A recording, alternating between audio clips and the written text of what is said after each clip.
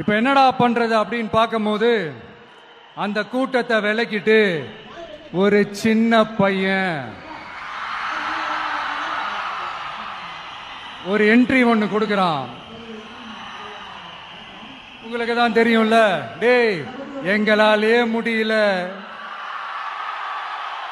நீ எல்லாம் என்னத்தை போய் கிழிக்க போற, எங்களுக்கு அவ்வளவு அனுபவம் இருக்குது, நாங்களே அடிபட்டு ஓரமா படுத்து கிடக்கிறோம், இவன் விளையாட்டுத்தனமா ஏதோ பண்ணிட்டு கிடக்கிறான், பாவம் அந்த காலகிட்ட போய் அடிபட்டு சாவ போறான், பச்சா பையன், அந்த பையன், இந்த பையன், அண்டர் எஸ்டிமேட் பண்றது, ஏளனமா பேசுறது, இப்படி ஒரு பக்கம்.